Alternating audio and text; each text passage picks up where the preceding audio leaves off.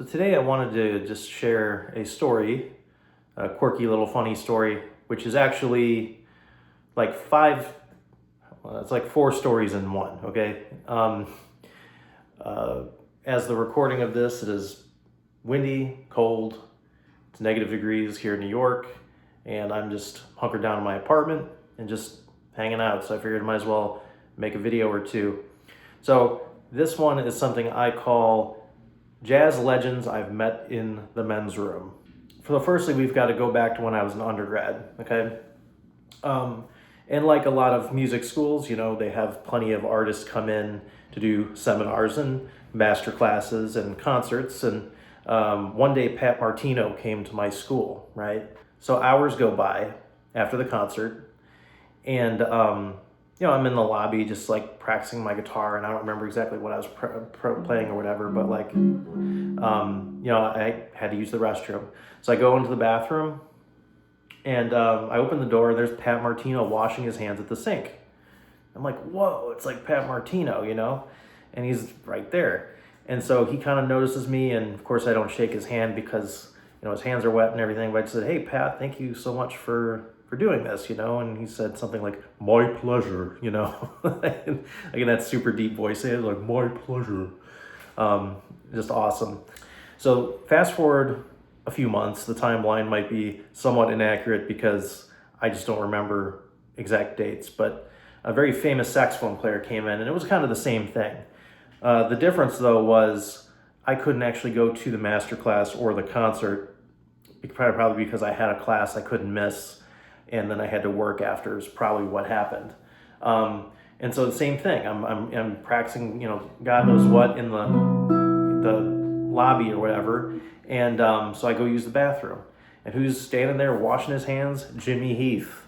That's right, Jimmy Heath came, and I so wish I could have seen him because I never saw him live either. It was kind of something similar. It was like, oh, Jimmy, hi, thank you so much for doing this, and then or Mr. Heath or whatever I said, and that was it, because you don't want to just like confront somebody in a bathroom, right?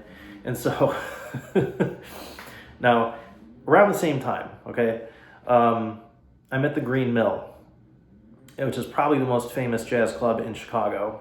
I mean, yeah, Jazz Showcase, sure. Andy's Jazz Club, yeah. These are all staples of the scene, right? But the Green Mill is where it's at.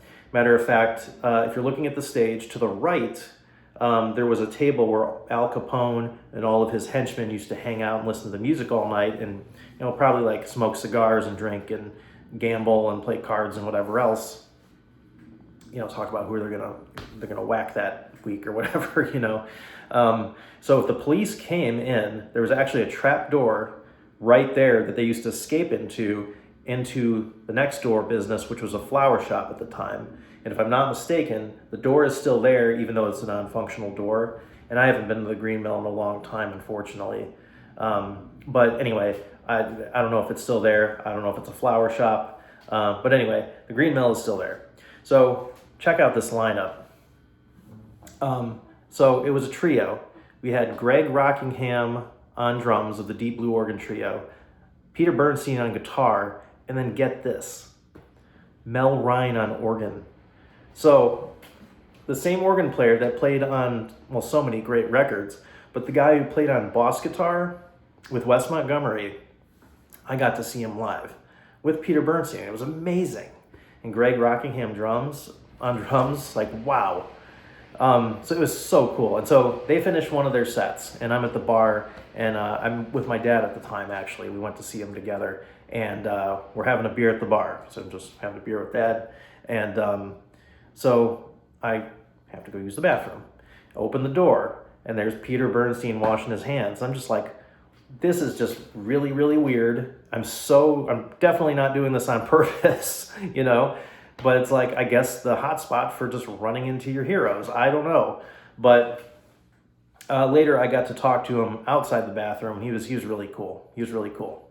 Now, speaking of Peter Bernstein, so recently, actually, when did this happen? I think October or November.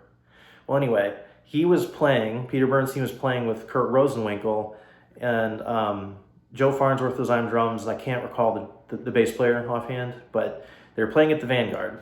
Now, if you go into the Vanguard, it's one of those underground jazz clubs, right? And so narrow, it's like street level, and then there's a narrow staircase. You get to the bottom of the staircase, and kind of like at your 12 to 1 o'clock is the stage, right? Now, if you veer right, there's a walkway. There's a little, it's kind of shaped like this. It's a soft kind of curve, right? Now, as you go down the walkway, right around here is the backstage area where you don't really want to go because those are where the artists kind of hang out and they just want to be left alone. And then as soon as you make the turn, straight ahead is the back staircase. And that's a very famous place, not only because the musicians tend to like load their stuff down those stairs, but that's where the famous Bill Evans trio picture was taken. And you can actually look it up online. You can match up the pipe on the wall, the railing, and that's where it was taken. So that's super cool. But then if you take a left, there's the bathroom, at least the men's room. I think the women's room is somewhere a little bit different, but regardless. So there's the men's room. And I had this feeling, I was like, flashback to those other 3 times where it's like I'm running into people washing their hands in the bathroom, right? And I'm like, I'm going to run into like Kurt Rosenwinkel just washing his hands. And it's just going to add to the oddball nature of these happenings, right? So I go into the bathroom, and that's a snug bathroom. It's really small, and no one's in there. So I do my thing, wash my hands. So I open the door, and you know how I don't know if you can hear that wind. We got a big storm coming today. Anyway, so you open the door. I don't know if you've ever walked around a corner too fast and you bump into somebody, and it's just you almost knock someone over because you've run into them or something. So I open the door, and all of a sudden,